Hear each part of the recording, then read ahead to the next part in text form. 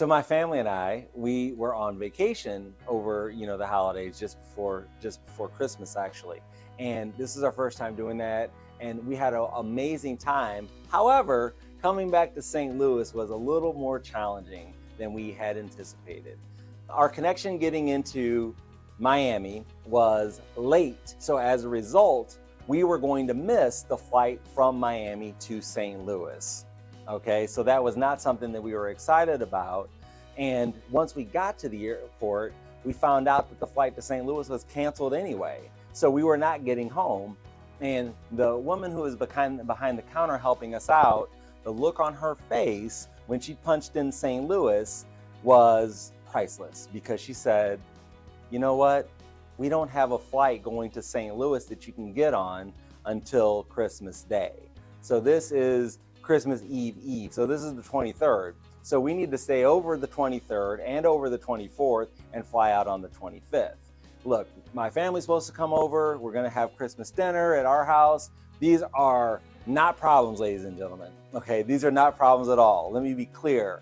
It's just a minor inconvenience. But we're like, wow, we need to get back to St. Louis. We want to get back to St. Louis. We've been gone for a week. We love St. Louis.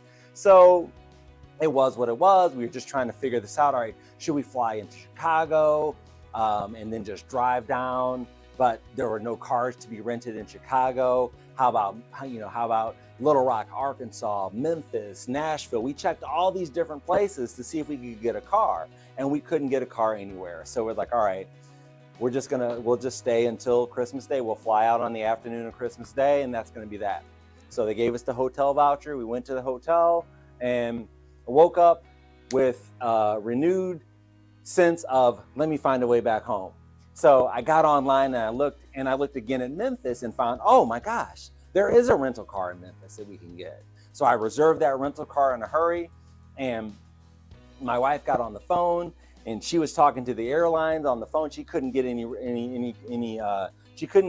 satisfaction in getting us a flight to Memphis. So I was like, I'm going to the airport. So I went to the airport. The hotel had a 24-hour shuttle, so I just jumped on the shuttle and went back to the airport, got in line, waited in line a little bit, got to the front of the line, and we worked it out to get to Memphis. Except for we weren't going to be able to get to Memphis from Miami. We had to go to Fort Lauderdale. No problem. It's a cab ride. So we're going to go to Fort Lauderdale to fly to Memphis. And it actually worked out because Cardina's friend, my wife Cardina's friend, actually lives in Fort Lauderdale. She was happy to come and pick us up from Miami and bring us back to Fort Lauderdale. We had lunch before our flight to Memphis. So everything was working out swimmingly. We went to Charlotte, okay, because that was the deal. We had to connect in Charlotte and then go to Memphis. So we got to Memphis. It was probably about 9 or 10 o'clock at night, somewhere in that neighborhood. And I show up to the rental counter. Everything was nice. All right, everything was moving along perfectly. And I got to the rental counter, and they said, "We don't have a car for you." And I said, "I'm sorry, what?" And they're like, "Yeah, we don't have a car." I'm like, "Well, we have a reservation." And like, "Yeah, well, I know, but we don't have any cars." And I'm like, "Well, reservation, doesn't that mean that there's going to be a car there?" And they're like, "No, because you reserved it through a third-party app."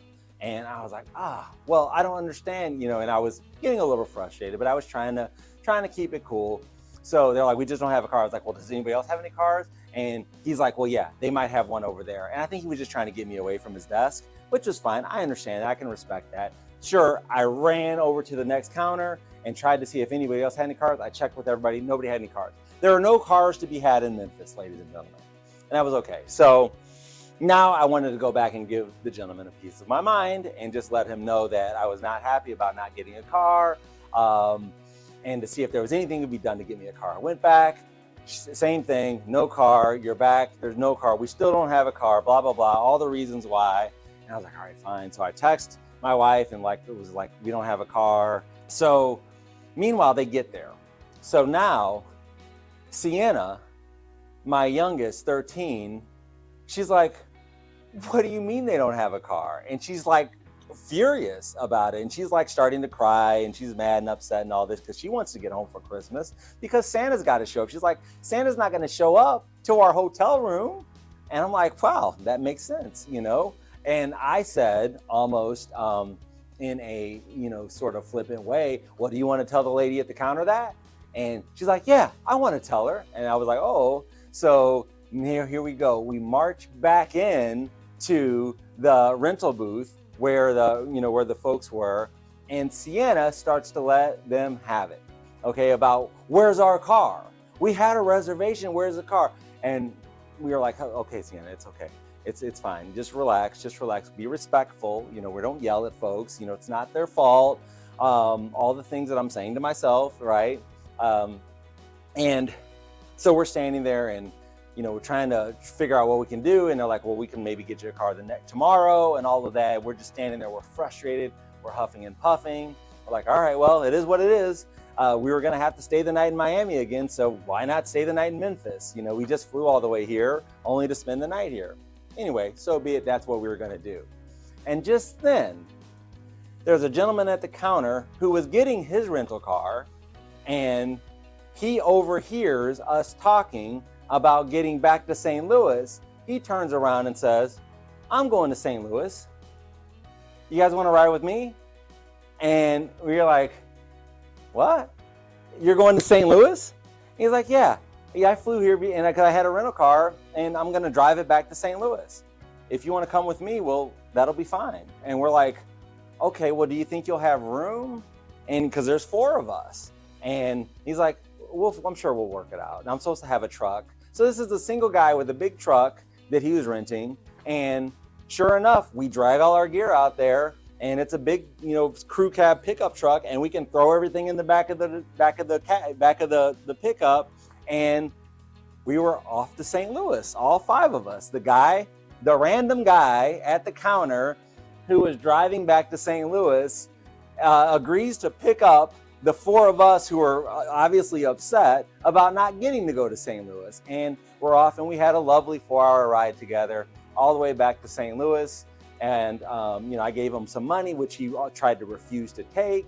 I was like, look, I would have had to rent a car anyway. Here, just do something. He's like, I'm going to pay this forward.